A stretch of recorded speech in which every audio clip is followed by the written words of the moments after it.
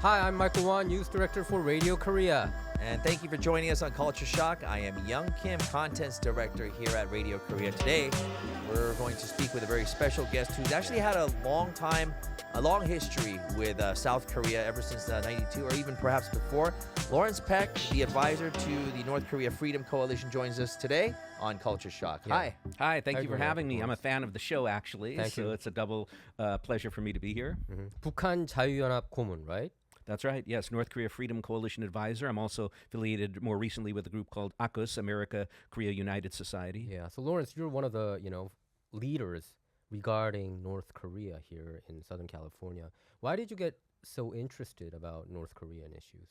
Well, I wouldn't be so bold as to call myself a leader because I don't bill myself you as do talk a lot as here. a I don't see a lot of expert per people. se on the whole range of North Korean issues. You just had an event last week on Thursday, That's right, yeah. But, my particular little niche field of expertise, which I can claim to be legitimately one of the leading authorities on, if only by default, because not too many people are researching it or interested in it, so it's easy to term yourself an expert, is pro-North Korean activities here in the U.S. Yeah, you wrote a lot of columns in 조선일보, 중앙일보, all kinds of Yes, when I go to publications in Korea, I'm usually interviewed in here with some other media, and now with you fellas. Yeah, so why did you get interested in it? I was wondering. Well, it started out when I was at UCLA as an undergrad in the late 80s. I was interested in political science and history, and I took a lot of the courses about the then still existing Soviet Union and Communist China, and I kind of migrated down through Manchuria down to the Korean Peninsula. And in particular, there was one professor there, a Korean-American professor, who was very pro-North Korea, and I took his class, and I realized that there weren't only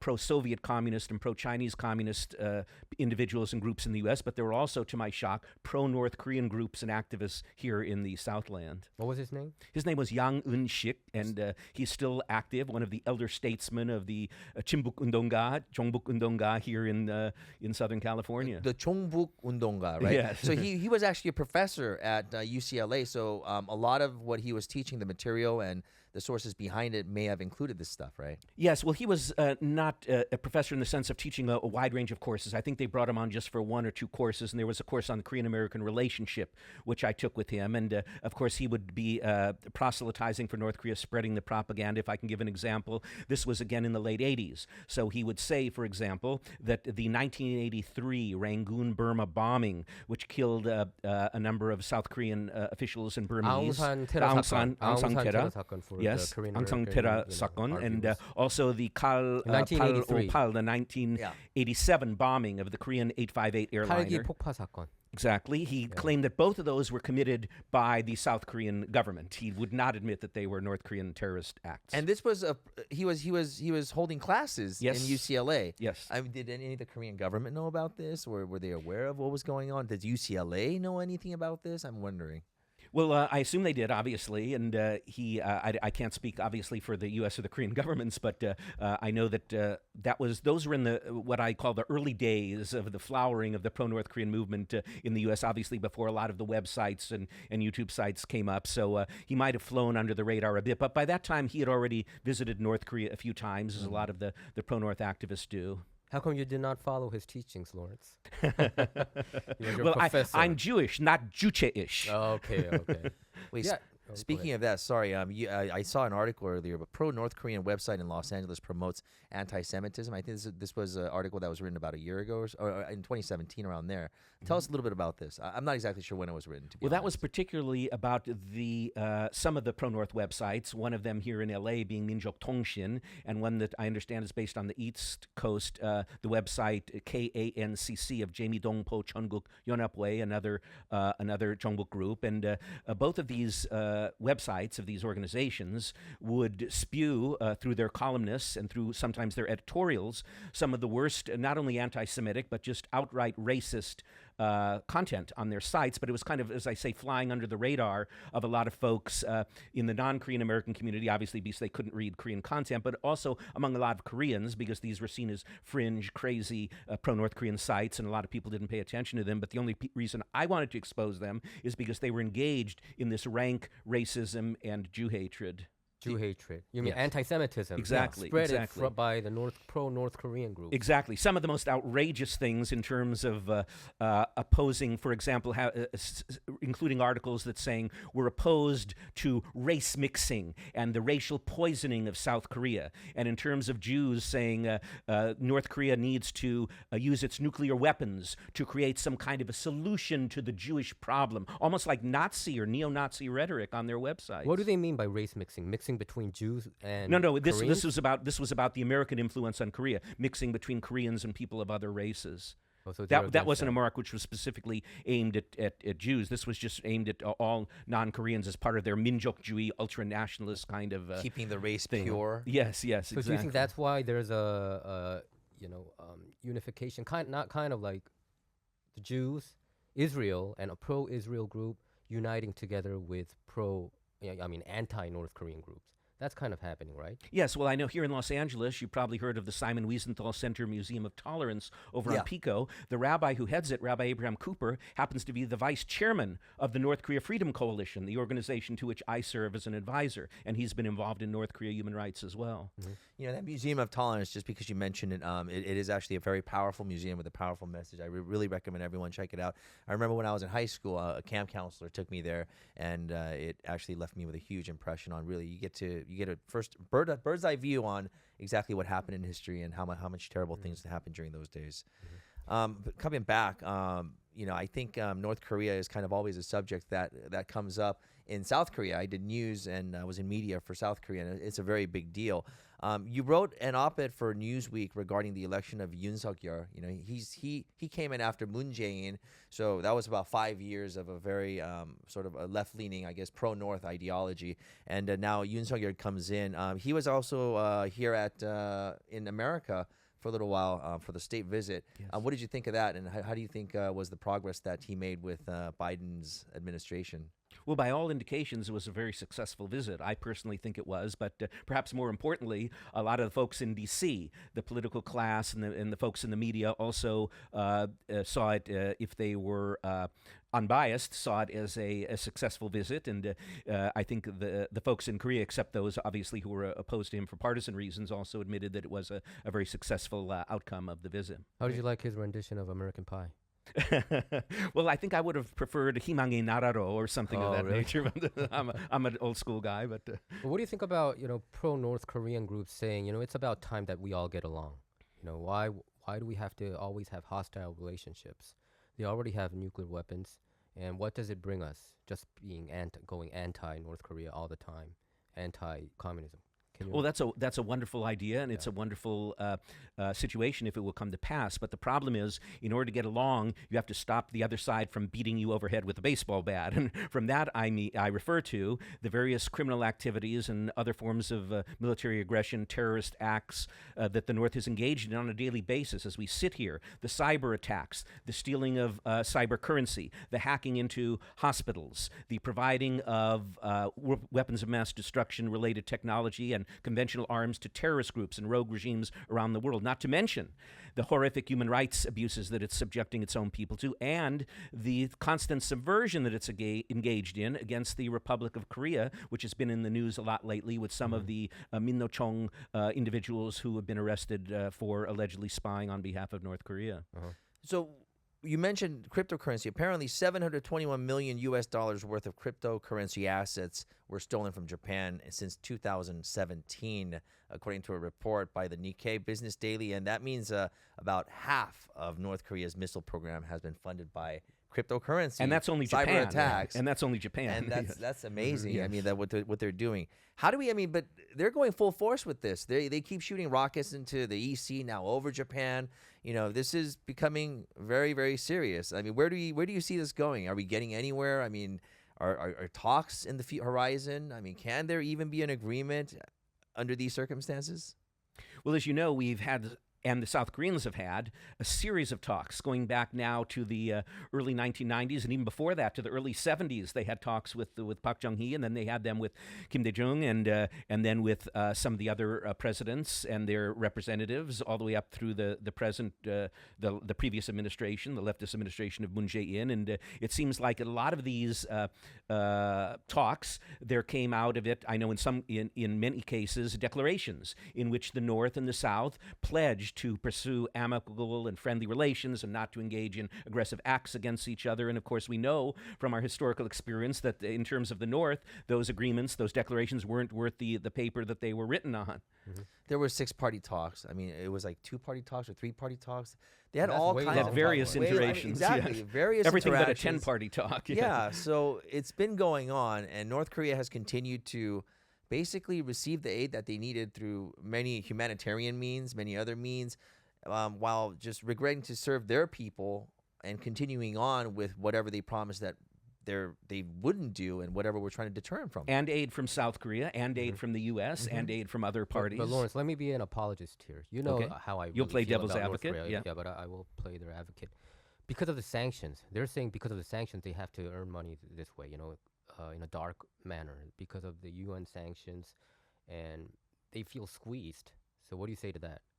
Well, of course, the sanctions are in place. Originally were put in place because of their Yu-Gi-Oh! Invasion of the Republic of Korea, which obviously was a wanton act of military aggression. But they've been kept in place, and they've been enhanced because of all these terroristic actions and international criminal activities of the North. And I would just point out, in terms of the sanctions, a lot of them, were focused on top-level government officials, on the military, on the propaganda outlets. If they would stop building and stop spending literally hundreds of millions of dollars promoting the cult of the Kim dynasty and stop building all these Kim statues and these Kim research institutes, they could put that money to a lot of good use to feed their own people. So were you against Donald Trump meeting with Kim Jong-un as well? I saw it as a positive thing. Well, I wasn't against him meeting with them to talk, but I was opposed to some of the overarching assumptions that some made about the intentions, the good intentions of the North Korean leadership, which I thought was not correct. So did they come on an agreement? No, they didn't get into any kind of There was really agreement. nothing. Yeah, It no, was no, stalled, and they I came never back. expected anything to be achieved because Donald Trump was running for a second term, and usually if you make any kind of deal in the first term, I think that would make him highly unlikely to get reelected. So that's one of the reasons why he didn't do it. But he did release a book 3 weeks ago, I think 4 weeks ago, and he said in his book that he was willing to make a deal on his second term. So we can probably expect him to make a deal if he wins next Will North year. Korea agree to those terms? I've heard of so many talks about deals, but it always comes down to the table and it never seems to pan out. Nothing ever pans out. I kind of felt it was a positive that Kim Jong-un meeting with Trump in the first place, because that means that they're not going to shoot missiles. They did not shoot missiles. Kim Jong-un did not shoot Yeah, missiles. for that He put time, hold, for a while, ICBM yeah. too. And also Trump returned the favor by stopping the United States and South Korean alliance training too as well. So I thought it was a good thing. To be honest with you, I thought it was a good thing. There was some. We can't just say there was nothing. There was some kind of fruition, and I think some people criticize that it's photo op. It was just photo op, no deal. But I think, to me, a relationship between United States and North Korea, even a photo op, is meaningful. Maybe you could agree with. I'm sorry, but when I was in Korea, I think in the 90s, you saw sort of a sentiment of like anti-North Korea.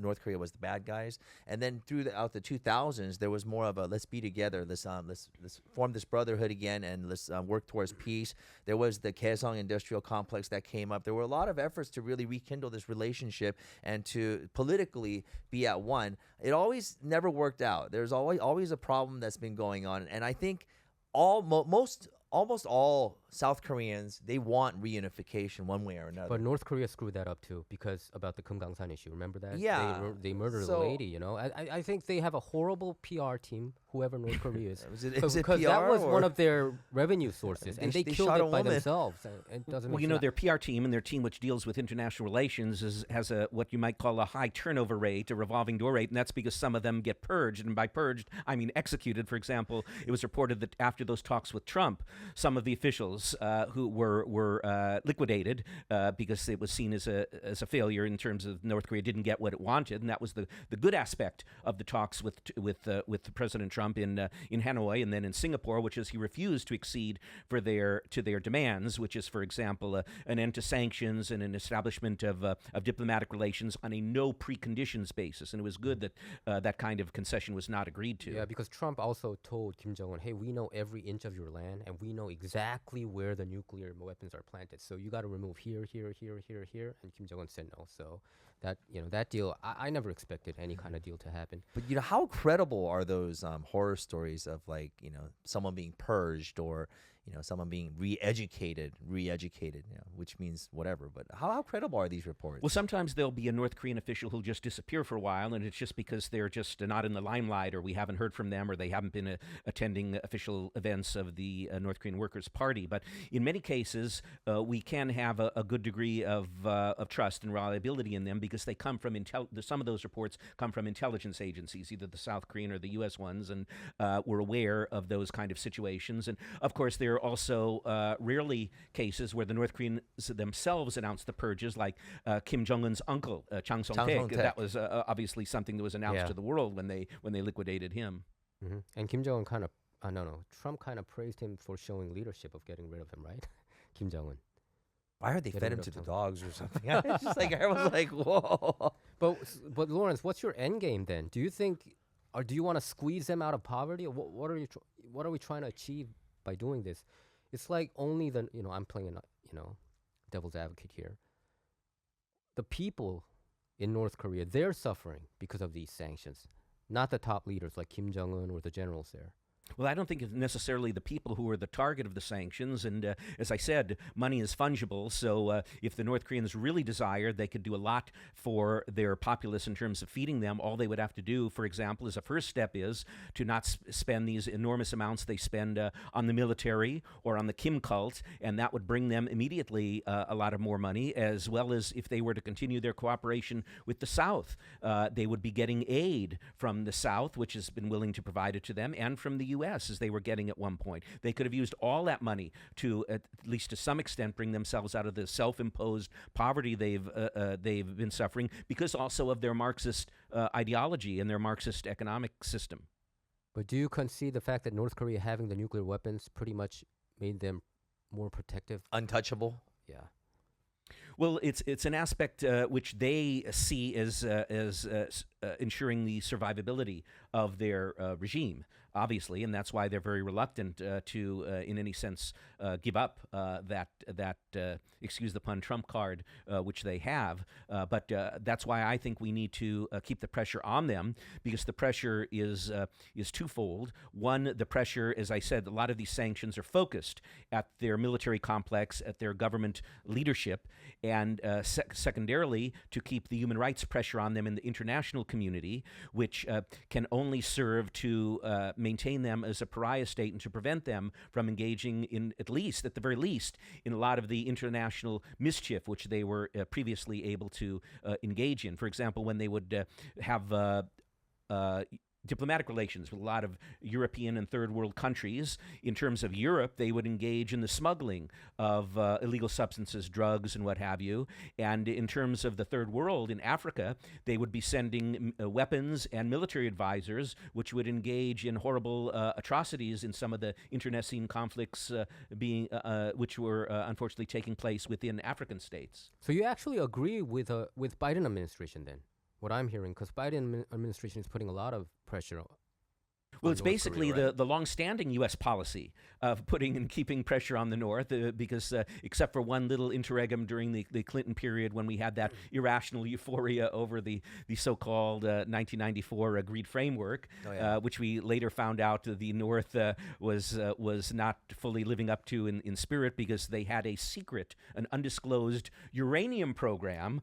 All the time we were dealing with them about their plutonium nuclear weapons program. So that was that one thing that when they actually actually destroyed this tower or something. Yeah. It was like some kind of a tower, a cooling tower, and that was a sign to show that, hey, we're not going to work on this anymore. And then that's what South Korea thought this whole time. They gave them all this aid, and then they said, hey, surprise, we got nukes. It was- So Lawrence, are you in the opinion of that, like, you know, like Bill Clinton should have attacked North Korea? You know that there was talks going on in '94. Yes, Right, you know yes. about it. Bill Clinton was serious about attacking North Korea. That was prior to them having nukes. And Well, some that was people, just at some the stage people, where they thought they were at the early development, Yeah. and they might have had a small number of nuclear weapons at that and some time. experts have been saying that we should have attacked them then. Do you agree with that, or are you Well, against that? a number of people, In as you said, retrospect. had advocated that both in and out of administrations. But I personally thought that the best way to handle the agreement then was not to have engaged in that process of appeasement, of pouring money into the North, because that just made the situation worse. I thought had we at that time imposed the more stringent sanctions that we had that we have in place now, put on by a number of administrations going forward since that time, we perhaps would have been able to see more progress, and had the international community fully united, and had we been able to get the Chinese communists and Putin's regime on board with the international community putting pressure on the North, that would have helped. But obviously, that's not in the cards because of the situation now with China and Russia. Not for a very long time, I would imagine. How about nuclear proliferation? Like, what if South Korea was to get nukes? I know it's been talked about, and they say that there's going to be a whole new set of economic issues that arises from that. What are your thoughts on a nuclear Korea, South Korea? Well, that's a complicated issue with which the South Koreans have to deal with, because by virtue of developing nuclear weapons, of course, that would subject them to certain pressures or certain legal difficulties. Because, for example, although this obviously didn't matter to the North, but to a law-abiding nation like South Korea, it would be problematic because they've signed on to the Nuclear Non-Proliferation Treaty. But of course, depending on how the situation materializes in terms of the U.S. commitment to South Korea and in terms of the North's behavior, it's something certainly which they might revisit in the future. I understand, obviously, one of the main purposes, one of the outcomes of the Washington summit was to kind of put that issue on a back burner, on hold, so to speak, for the time being. So it's on hold. Yes. For the time being, Yes. but you know what happened with countries that didn't have nukes, like Syria and especially Ukraine. Or that Ukraine, give up their nukes. Yeah, Ukraine gave up 1,300 nukes. They had like the third most nuclear weapons in the world, and they gave it all up because Clinton promised that America would protect them. It didn't happen. So that's some South Koreans' argument that, hey, we need nukes. You know, we are not even sure that America's going to protect us or not, because it happened with what happened with Ukraine. Well, that's why I'm a big advocate and working hard to maintain and to enhance the U.S.-Korea relationship, which has been in place But some people are successfully saying- and prevented war since the end of the Korean Yeah, conflict. but some people are saying that's just all talk. Well, you have thankfully, you have bipartisan support. Of course, there are some folks now in the Democratic Party who are going along with some very bad legislation, and I'd like to name it, if I may, H.R. 1369, being sponsored by Brad Sherman, and by a host of others on the far left of his party, because he is not typically known as someone who's a crazy way out leftist in that kind of category, but a lot of the other individuals sponsoring it, among the 24 individuals sponsoring it now, a lot of them are the usual far left crazy suspects. Right now it's 35? Is it 35? No, now it's about 24, 25, around 24, that area. 25? Yeah, because it was reintroduced in March. Okay, you said HR what?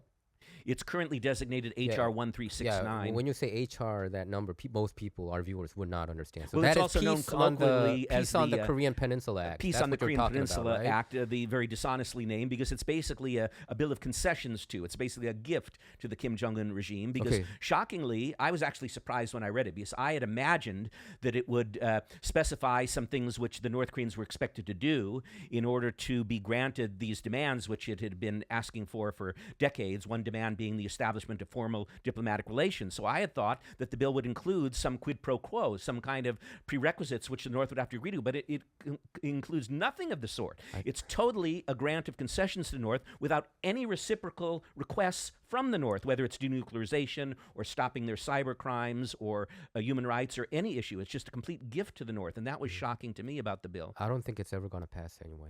Well, now in the Republican Congress, it certainly won't pass. And as a matter of fact, I had spoken with a national security advisor to Speaker McCarthy, and I had informed him and not only about the negative aspects of the bill per se, but about some of the disreputable organizations and activists who have been lobbying for it, some who are tied to the North Korean regime and some who are tied to political parties within South Korea. And I informed him of that kind of lobbying efforts by some bad actors. Like, what do you think is the motive and the intent behind trying to get a bill like this passed? Well, for Sherman, it's kind of odd because although he was on the Foreign Relations Committee, out of all the people, why is Congressman Brad Sherman from the Valley? Why is he involved? Can you also explain that as well? Well, from what I've heard and through what I've detected through my research and what I've heard from my sources in D.C. and who are familiar with the bill, is that there is an organization which has been, there are a number of organizations, but one in particular in the Korean American community, which has been pushing hard for the bill, which has strong links to the prior Moon administration and to the Hanguk Minjudang, the Doburo Minjudang in the Democratic Party of South Korea, the leftist party there. And these individuals have made a close relationship with Representative Sherman. They've been flattering him. They've been donating money to his campaign, and they basically now have him in their pocket. And he probably likes the flattery. He likes being invited to their events and being feted as a great friend of the Korean American community. And so he's gone along with this and has been pushing it. And these are pro-North sanctions of the parties and aforementioned Korean American groups, right? Well, some of the lobbyists for it I characterize as pro-North Korean front groups. Some of them are openly pro-North groups. And some of them, as I mentioned, are just leftist organizations which are supporting the previous policies of the previous Moon administration and the Democratic Party of Korea. Some of them were very pro-Trump, too. It was kind of really odd. When Trump was planning to meet with Kim Jong-un, then suddenly they were like, translating Breitbart and Fox News. And then towards the end, they supported Biden, which didn't make sense. Well, that shifts depending on what they think is best for the North, because a lot of these individuals are sympathetic to the North, and whichever of whoever in whatever party is they see as beneficial to the North, they'll temporarily, as a tactical measure, support that. So, Lawrence, what I'm hearing is he's bought and paid for, Brad Sherman and these other congressmen, by these organizations. Am I correct? Well, how much fundraising are these people raising for Brad Sherman? Plus, is Andy Kim there too? Congressman Andy Kim? Yes, he's one of the ones involved in that lobbying How much push. did they raise? I know that you're a Well, I data don't have person, exact figures of how much they raised from these far left and pro-North Korean individuals, but I know that they are getting campaign contributions on them because you can see them as a matter of public record. And the leaders of some of these groups have been contributing to his coffers. And of course, he in particular, Mr. Sherman, is in a safe seat in the San Fernando Valley here in Southern California, but he probably sees it as a way just to ingratiate himself with the Korean American community, as a way to perhaps get some votes. He may not realize he may have been deceived by the blandishments of some of these lobbyists who are telling him, "Oh, all of the Korean community supports this bill," which of course is not true at all. I'll be once more their apologist. So what they are saying, these Korean American groups are saying, pro-North, are saying it doesn't include American troops to leave South Korea.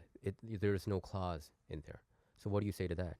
Well, that was a big criticism of the bill in its original form. So at the very end of the bill, Sherman inserted one sentence to the effect that nothing in this bill shall be construed as to call for the withdrawal of any U.S. troops from any country. It wasn't even specific to South Korea, but is really basically a nonsense, a throwaway phrase, which has no real meaning because, of course, regardless of that, that bill is not binding either on the any future South Korean government or on the U.S. government. So any future South Korean government, be it, let's say, a far-left government, could insist on the withdrawal of troops. The pro-North and the leftist forces are not certainly bound by that, and they can continue to advocate for the withdrawal of troops. And by the way, I'd like to mention that one of these Korean-American groups, it happens to be known as KPAC, the Korea American You're Public mentioning it. Action I thought you were not going to mention Committee. it. No, I was going to get around to that.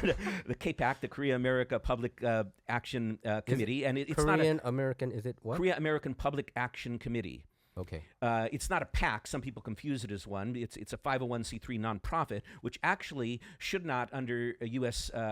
law, under tax regulations of the IRS, be primarily massively involved in this kind of lobbying. So that's something which I happen to believe could be a violation of relevant rules, because if you look at the group's activities, it's massively, primarily involved in lobbying in support of these bills, which is kind of a no-no. But That particular group, for example. Is it a 501c4, C3? No, I you believe said? it's a 501c3. Then I they're not believe. supposed to do political donations. Then. Well, no, they can do it. As I understand the relevant regulations, they can do lobbying to a certain degree, but not as a primary function of the organizations. But when they give the donations that I mentioned, they give it in the name of individuals.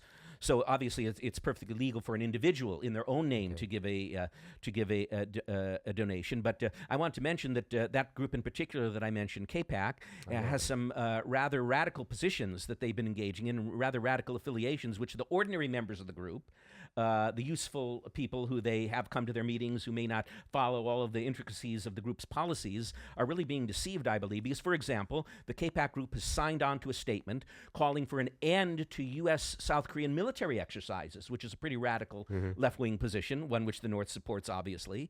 And they were involved, if you judge by some of their banners, at the protests against President Yoon, some of the more extreme protests, where they were calling him a puppet traitor, which, of course, is the language straight out of Nodong Shinmun of North Korea. And their members were holding up banners from KPAC, engaging in that kind of rhetoric. And finally, they've been joining with, having cooperative relations with some of the most hardcore, the openly pro-North groups. For example, upcoming at the end of July, there's going to be a big push for this bill, which includes some of the most hardcore, openly pro-North groups, like Jamie Dongpo, Cheonguk Yonapwe, and Nodutol. And for some reason, KPAC, probably unknown to its ordinary members, has joined in as a co-sponsor of this effort, along with these hardcore pro-North groups. You're talking about the bill, Peace on the Korean Peninsula Act. Have you met that leader, Casey Choi, right? No, I've never met him. You never met him? No, I've never personally met him. No. Oh, okay. But what I understand is he built up this coalition out of the blue. He was collecting all names, including mine. Anybody he shakes hands with. You're in a pro-North group? No, I got out of that. I mean, it was a KPAC. I mean, he started off this KPAC. It was only like 4 members, and he was meeting these journalists, all kinds of people, and just forcing us to be that. So I felt like it's conflict of interest. By the way, I don't But what I'm saying classify is KPAC as a pro-North group. I characterize them as a left-leaning group, which is basically doing the work of certain political forces in Korea, such as the Democratic Party of Korea and the former Moon administration. But somehow he made this coalition, and I do think Casey Choi, the leader there, he's a president there. I think he did make this coalition pretty influential in a very short period of time. I'm surprised. I am truly surprised by what he achieved with all this, regardless of his political. No, I understand that. Well, originally, he took great pains to portray the group. His self-portrayal was a moderate, a respectable, a nonpartisan community group, that's how he lobbying approached, group. Right. However, that's really not how it has turned out, and that's not when you look at the group closely. When you look at some of its more recent positions and some of its more recent cooperative relationships with other groups, it just seems, especially since President Yoon came into office, that there's been a massive shift in terms of their approach. They used to, again, stress their moderate so-called position and their nonpartisan position, but it seems like there's been a decision at the leadership level of that organization since Yoon came into office that now they have nothing left to lose and they can make a shift to the left, which I believe I've established that they've done, whether wisely or unwisely. I feel very unwisely. Oh, okay. But what I've been hearing recently is their power has shrinked dramatically ever since Yoon Suk-yeol got well, into that's office. Exactly what I was hitting at. I believe I'm certainly hearing rumors in the community. I'm hearing rumblings that some of the ordinary members and even perhaps some of the officials, from what I hear, and again, this is unconfirmed. This is just some of the street talk that I hear within the Korean American community, are not happy with this leftward shift of the group, with these various positions that they're taking. For example, their harsh criticism of the 2 congresswomen, Michelle Park Steele and Young Kim, and for example, opposing the U.S.-South Korea military exercises and teaming up in coalitions with some of these openly pro-North groups. From what I hear, a lot of the folks who originally signed up to be part of KPAC are kind of now distancing themselves from this. This isn't what we signed on for. Do you think it's kind of like Minjok Tongshin, KPAC? Or no, do you I think don't their color is really different? I think it's completely different approach, completely different strategy, completely different ideology. As I said, I don't characterize KPAC as a pro-North Korean group. I characterize them as a leftist pro-Minjudang group, pro-Moon Jae-in group. Okay. Go ahead. All right, we're going to take a quick break real quick. We're here with advisor for the North Korea Freedom Coalition, Lawrence Peck, and we're going to be back to talk about certain ideologies which actually have been coming afloat here in the Southland. A씨가 문 옆에서 담배를 피우고 있네요. 담배 연기를 들이마시고 담배 연기를 내뱉고 담배 연기가 바람을 타고 여기저기 돌아다니고 있어요. 저기 누가 문 밖으로 걸어 나오고 있네요. 이런 담배 연기가 바람을 타고 얼굴로 향했어요. 담배 연기로 폐를 끼쳐 구박을 받고 미안해하는 A씨입니다. 다음 날인 오늘 역시 문 앞에서 담배를 피는 A씨. 어제 담배 연기를 온 얼굴에 맞았던 B씨를 보고는 문으로부터 멀리 달려가고 있어요. 참 잘했어요. LA 카운티는 건물 정문과 출구 20피트 내에서의 흡연을 금지하고 있습니다. 내가 뱉은 담배 연기 내 눈앞에선 사라지지만 다른 사람에겐 피해가 됩니다. 간접 흡연에 피해를 주지 않는 시민이 되어주세요.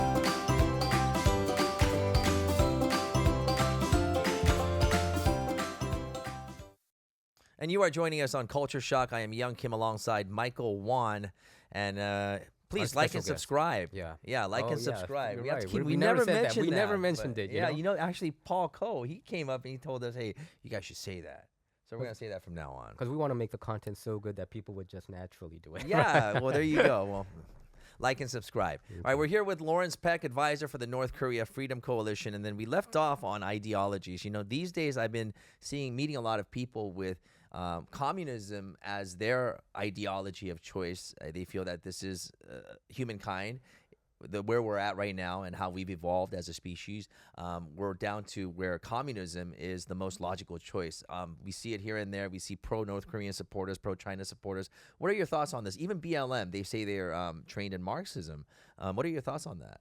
Well, I think perhaps, although they say they were trained in Marxism, perhaps they didn't read Marx as carefully as they should have. Otherwise, they would have seen some of the horribly racist rhetoric he uses, from the N-word down to horrible statements which would, for example, particularly affect Korean Americans and Koreans on the peninsula, which is that he thought that some of the smaller nations, which he used to insult, have no right to exist. If you actually read the works of Marx, I think most people would be appalled. But of course, they're just getting sanitized versions of it, whether it's from academics or from hearsay.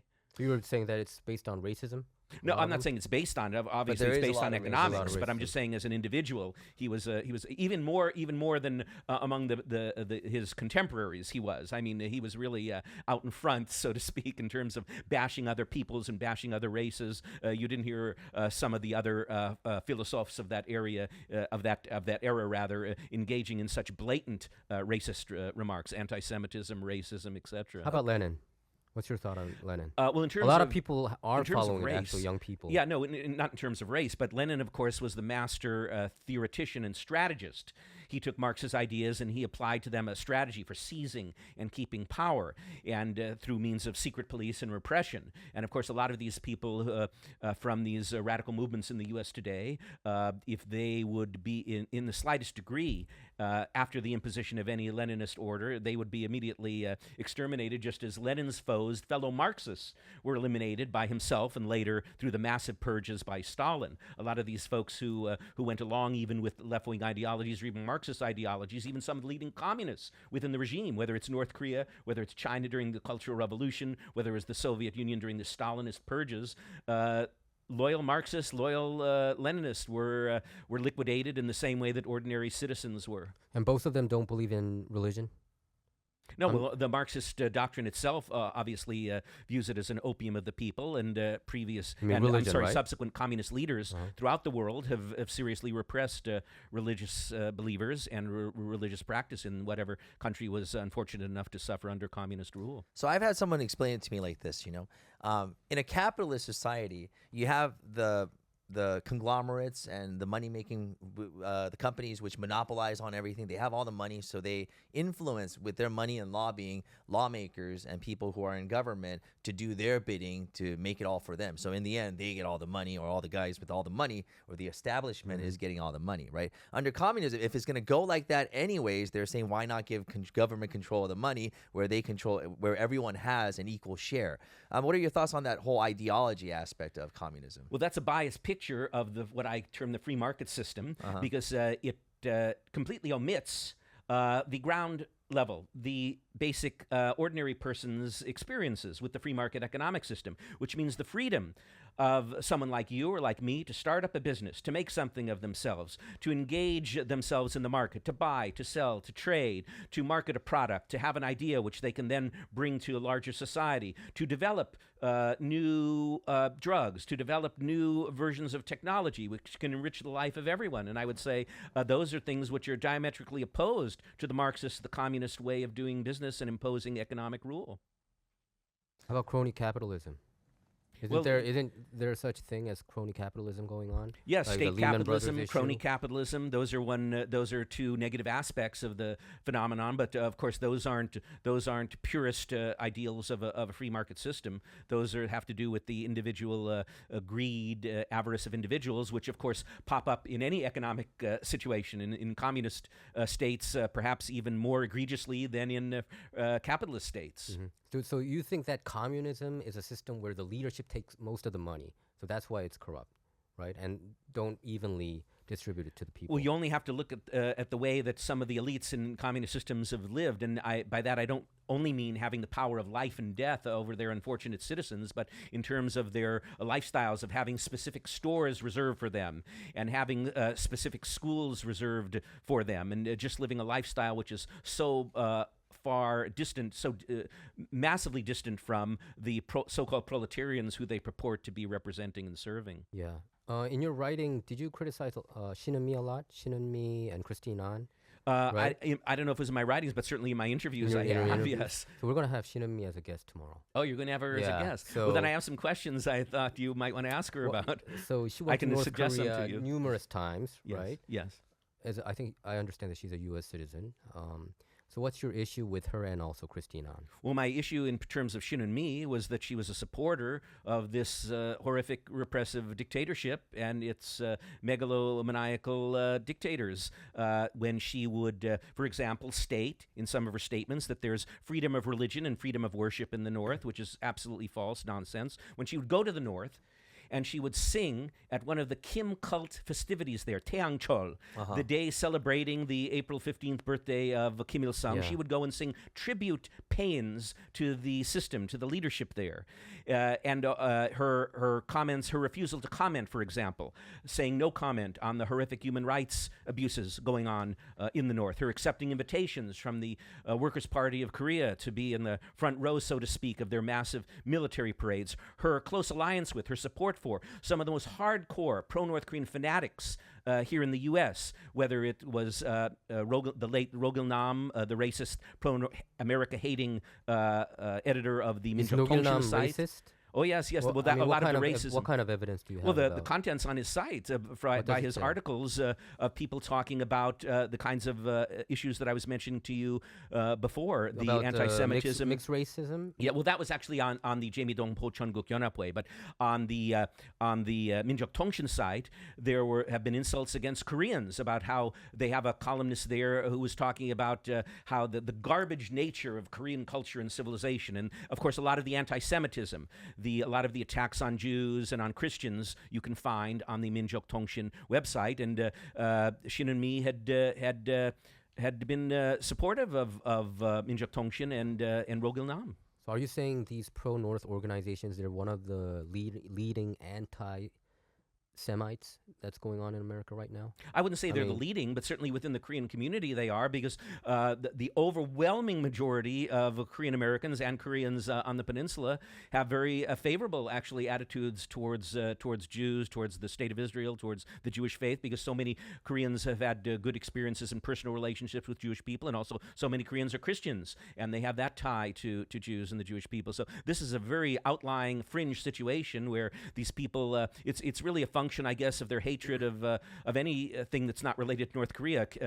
Minjok Tongshin's Rogil Nam once said that America is the most evil country in the world, and here's this big fan of his, Shin and Me. Okay, so I talked with Shin and Me actually a couple weeks ago. It was kind of an hour and a half long conversation, and what she said is she acknowledges all the atrocity going on in North Korea and the corruption, but all countries. Well, are I'm glad like she What acknowledged she's them saying to is you, all but I wish she would acknowledge them in public. No. But what she said was, but it's not all bad, all the way bad. What she was pointing out was the deep state going on in America, which I believe too.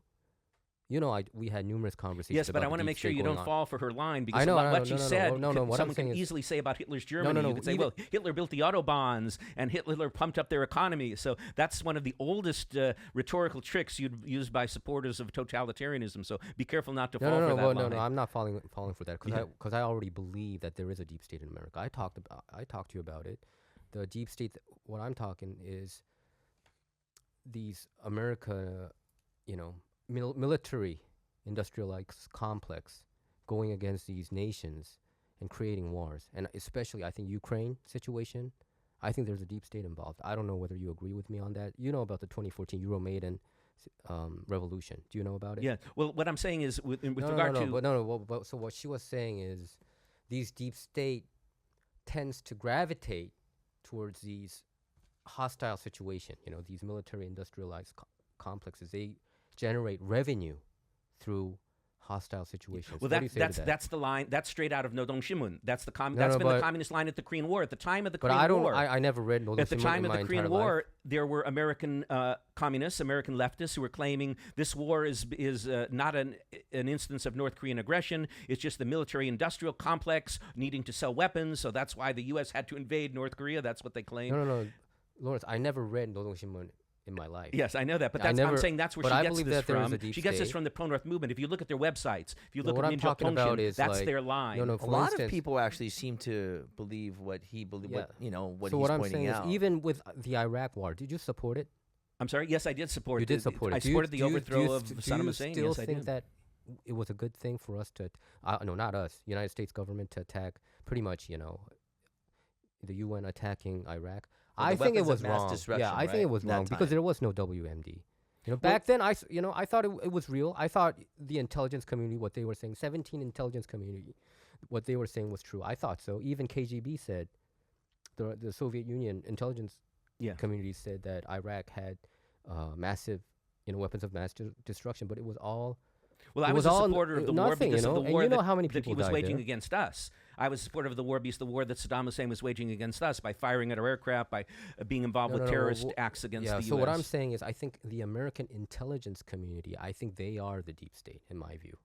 I think they create these narrative, and we believe it. That's why we're so pro Iraq war. But what I'm telling that's you- why we were so pro. Yes. But what I'm telling you war. is, And I think what she's using that as a hook to make an argument in support of North Korea, because the deep state, people who, by which you mean, I'm assuming, people who've been in the government bureaucracy for a long time and who have certain kinds of ideas about imposing their own policies as opposed to those of the current administration, which happens to be in office, whether it be Republican I or mean, Democrat. even with North Korea, She's not focusing on the fact that there are no people in the U.S. who are executing people for having home church services, and there are no people in the U.S. with deep state or not who are putting people in concentration camps because they listen to foreign music. No, so what they're saying, okay, I'm playing a lot of Yes, I advocacy. understand that. So what they I'm are just telling saying, you where her arguments come from. So They're Lawrence, pretty what transparent. they are saying is United States government has been involved in all these heinous acts, and they're doing the same thing towards North Korea. Well, And- I don't know of any terrorist bombings which we've terrorist bombs which we put on North Korean airliners, and I don't know of any North Korean vessels which we've sunk in the Sohae, or I don't know of any cryptocurrency which we've stolen from North Korea. What they're saying is they don't like the fact that America pretends to be in this moral high ground when they're actually not. What do you say Well, to that? that's part of her ideology, of Rogelnam's ideology, that America is the most evil nation in the world. I mean, if you're going to point out that America has faults and that America has committed mistakes and that America has done things in the past which were wrong, then that's a form of moral equivalency by which you can justify and you can ignore and you can distract from some of the worst crimes in history, whether it was those of Hitler or Stalin or the North Korean regime. So it's a rhetorical trick which they're using, this moral equivalency argument. So in this Ukraine versus Russia situation, are you completely pro-Ukraine? I am pro-Ukraine because they've been the victim of this aggression from Putin's regime. Who do you think bombed the Nord Stream pipeline? The Nord Stream pipeline. You think Russians? I have no idea, but it certainly could. But have if been you that follow the mainstream the Russians narrative, were you're going behind to say that. Russia. It I don't certainly could believe. have been. I don't believe that for a second. Why would Russia bomb their own pipeline? So what I'm saying is the United States has been involved, actively involved, in these heinous acts. I believe United States, CIA was behind the Nord Stream pipeline bombing.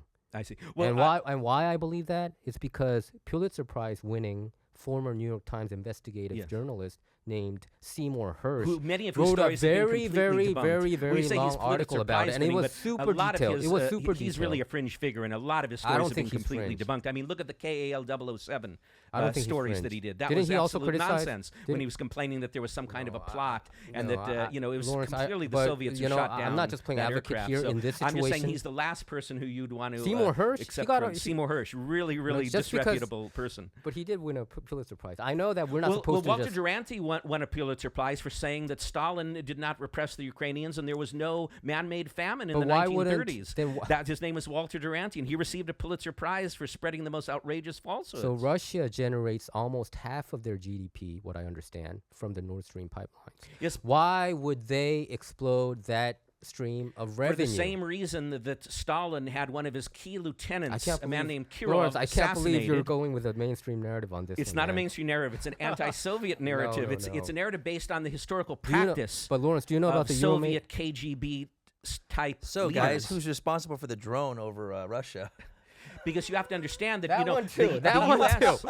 That one too. You know, I The don't know. U.S. has been campaigning against shutting down the Nord Stream pipeline, but the current administration, unfortunately, had blocked some of those efforts. For example, Senator Ted Cruz has been leading the effort to prevent its use and to push back against it, but the administration pushed Okay, back, would but not Lawrence, implement those kinds of measures. In 2014, in the year 2014, did you know that Ukraine used to be a very pro-Russia government back in the day? Well, yes, there were various that, right? administrations there But there which w- were pro-Russian. And yes. do you understand that there was a coup d'etat that Barack Obama led, pretty much? I understand. 2014? Yes, but I understand that the current leader of Ukraine was Yeah, not I'm the not beneficiary of that, and I know that I'm just saying that I support Ukraine because they were invaded by the Russians under Putin. Yeah, they had a successful coup d'etat, and they put in pretty much a puppet, in my view. And I think Zelensky is a puppet of the deep state, in my view. And if you're Russia, why are you expanding NATO? Isn't America supposed to stop expanding NATO now? Why are we? Well, Ukraine wasn't a but you know, member of United NATO. States. Yeah, They but like to United be, States but they weren't a did. member of You NATO, know, but Lloyd Austin did. Most say, of the members of NATO who joined, like the Baltic states and Poland and Romania, those were all nations who were formerly some of them part of the East Bloc, or all of them were dominated by the Soviet Union. They No, but want we to were not repeat that history, and we're seeing now the wisdom of including some of those other No, states we in were NATO because signaling. Putin has not attacked some Lawrence, of those NATO we were members. signaling. United States was signaling Ukraine to join NATO.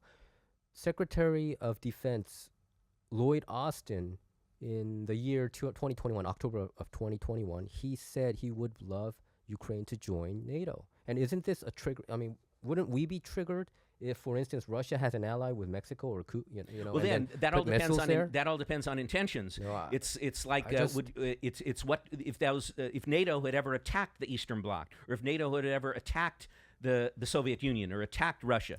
The NATO I is, feel if you like- look at NATO, they're hardly a bare-teethed, hardcore, let's go with the Ruskies kind of organization. So China is kind of pointing out these hypocrisy too. You know, I'm playing China. Yeah, I know you are. here. But I just So want to point out. you know, even with Saudi Arabia and Iran, who broke the peace deal? It's not America. United States isn't doing anything. We have a horrendous relationship right now with Saudi Arabia. This administration. Yes. Yes, yeah. This You're administration. right. But- Trump had a better. Although good there are some relationship. talks ongoing about perhaps trying to bring them into the whole Abraham Accords framework. We'll have to see how that turns out. But what I'm pointing out to you is this line that you've mentioned about America's just as bad and America's Not just all. as I'm not evil. saying. No, You no, know- that there's that I'm saying You it's know, the I line like- which they where she gets that from is if you look at some of these pro-North Korean websites, that's exactly what you will find there. They have, as a matter of fact, they sometimes reprint. No. In toto, Putin's statements. They'll reprint statements of Xi Jinping. They'll reprint statements from Putin because they see it in the large picture as being something which is harmful to U.S. interests. No, what I'm saying is North Korea is a very corrupt. It's a very corrupt country. You know, I mean, it's a complete dictatorship country. But what I'm saying is, So is America. no, not to that extent. Well, what but I'd say America is involved in a lot of. If Shin and me evil is willing stuff to going whisper on, in you your know? ear, well, I really don't believe all this stuff, have her say it in this forum. Have her say it in front of a microphone. Have her unequivocally denounce the crimes against humanity which are being practiced by the North Korean regime. I mean, it's Okay. one thing to whisper something to someone. And I know that, Lawrence, you were very active with organizations like KC Pack to align, United States senators and congressmen, conservative side I'm talking about, with Korean conservative politicians, right? Can you kind of talk a little bit about That's that been a long time activity? project Yeah. of mine, Uh-huh. which is to increase interaction amongst American conservatives and Korean conservatives and people of goodwill generally, supporters of the alliance generally. But because I happen to be a political conservative, focusing on political conservatives, whether it's someone like Dennis Prager or whether it's someone like the great Larry Elder, who I think you know Yeah, quite well. we had him last week. And I'll tell you a story about him, which was I happened to run into him in the supermarket a few days ago. He told And me. I said, Larry, I hear you're running for president. More power to you. And I've been listening to you for many years. And he said, mm-hmm. And I said, well, Larry, you know, I also happen to know Dennis Prager, who's a good friend of yours. And he said, mm-hmm. And I said, oh, and by the way, I also know your buddy Michael Wan. He goes, oh, you know Michael Wan? Everything else was That's what impressed him. That's what Right. impressed him, that I was Michael a friend Wan. of Michael Wan. Okay. Yeah, but you're not involved with that organization anymore. No, well, the organization has pretty much ceased to exist and is not really active anymore. So as I mentioned, I'm now involved with the North Korea Freedom Coalition and the America-Korea United Society and various other groups. Yeah. Well, I mean, yeah. Go ahead. You know, let's talk about like what the solution is. In your opinion, you've had a lot of history And the with spy South stuff. Korea. Yeah. Oh yeah, the spy stuff. Yeah, I want to get the spy Yeah, stuff can because you everyone talk likes a about that? juicy spy Let's story. get the spy stuff. Yeah. Well, I mentioned, I talked about in a broad sense the pro-North Korean movement in the U.S., of which there are these hardcore, openly pro-North groups, and then there are what I call the front groups, the groups which talk about Pyeonghwa, Tongil, but when you dive deeply into them, they're just as much pro-North as the hardcore groups, but they try to maintain a more respectable public face. And then what some people don't realize is a lot of the pro-North activists and groups have some level of tie, and some of them have quite deep connections to North Korean intelligence agents, actual spies for North Korea. These are people who they used to meet with when they would visit North Korea. And they're people who they would more recently meet with when they would visit New York, because although we don't have diplomatic relations with North Korea has a UN Dipyobu. Yeah, they do, have an right? office at the United Nations because they're a member of the United Nations. And at that office are members of the North Korea's United Front Department, which, according to the U.S. government, is an intelligence agency of North Korea, Tongil Chonsunbu. And they have agents there who are tasked with, whose responsibility is liaising with, cooperating with, guiding, assisting these pro-North groups in the U.S., and they will meet with these individuals, and they'll communicate with them. In some cases, they even, in a de facto sense, control these pro-North Korean groups. There was a huge feud between Rogunam of Minjok Tongshin on the one hand and Yoon Gil-sang of Jae-mi-dong-po Cheongguk Hyunapwe, two Goltong Jongbuk groups, hardcore pro-North groups, and they were fighting with each other who is the number one boy in terms of the view of the North Korean leadership and who gets They to were divide. competing with They each were other? fighting with each other about also who gets the kickbacks, the monetary payments, because when Korean Americans used to go to North Korea, they would have to apply first through one of these. The application would be through one of these pro-North organizations, and they would get a little kickback maybe from the travel agency or from the applicant. They were fighting over who gets what share.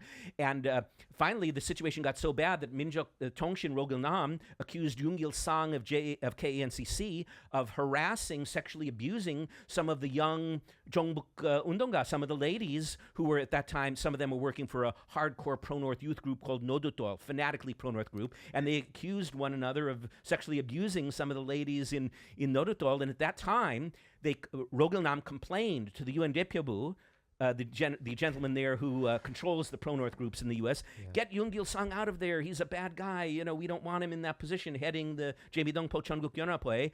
And they didn't do so at first because the North didn't want that to happen. So they let him remain in his position. And Rogil-nam was in the doghouse with the North Korean government, and he had to work as an Uber driver because some of the folks in the pro-North movement basically were told to blacklist him. And eventually, though, they did, because of the bad publicity surrounding Yoon Gil-sang. They kind of, whether it was true or not, the accusations, I can't say, of course, but they basically finally slowly pushed him out of the leadership of KANCC, the Jae-mi-dong-po Cheongguk Hyunapwe, to a kind of advisory position, and they put a new pro-North Korean fanatic, an advocate of Juche Sasang, to head up that group. His name is Kim Hyun-hwan here in L.A., Kim Hyun-hwan, and he's a complete Juche Sasang fanatic, and now he heads the group officially. So that's a little of the inside baseball of the pro-North movement, which you might not have heard about. So This Rogil-nam kind of won stuff out, right? happens like everywhere, Yeah, within companies, within political structures, everywhere. You So- hear about it everywhere. Yeah, Rogil-nam won out, right? That's what No, you're no, saying. no, he lost out. He lost out before he passed away. He eventually he lost passed out. away Yes. 3 years ago. But as I said, a lot of these groups, some of those individuals who I just mentioned, would go to New York and they would meet with these representatives of this North Korean intelligence agency. One individual in the past who happened to have a close relationship with Christine An, a pro-North Korean activist who leads the Christine An,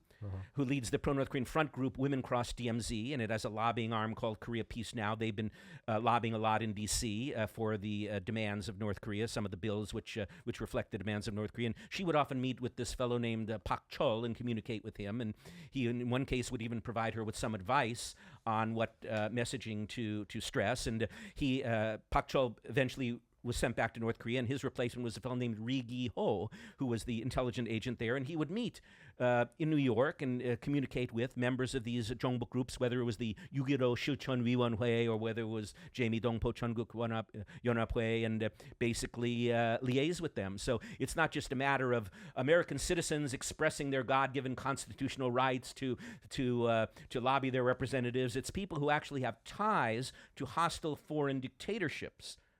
Wow. Well, we're going to leave it on that note. But fact of the matter is, hey, at least you can still do that in America. That's right. Even though Christine An will say in an interview that her goal in life is to free Korea from the yoke of U.S. imperialism, that's a quote. Even though she says horrible things like that, and that America is the belly of the beast, she still has the freedom to operate here as opposed to North Korea. Yeah, there is an active communism party here in America, right? Not in Korea, but in we have a number of communist parties, and some of them work closely with the Jongbuk groups. Two groups are the Party for Socialism and Liberation, and the other is the Workers' World Party. They're kind of fringe, smaller communist groups, and they'll go to the demonstrations of these Jongbuk groups and make common cause with them and are closely tied to them, some of these non-Korean Marxist-Leninist groups. Like I said, only in America. Lawrence, thank you so much for joining us today and providing such insights on... Thank you for all the information. I think these information, actually, even Koreans don't know these kind of information. So you know way more than It was a treat for all of us. Thank you once again. Thank you. All right, please like and subscribe. 문화충격 or Culture Shock. That was advisor to the North Korea Freedom Coalition, Lawrence Peck, with us. And that's it for us today.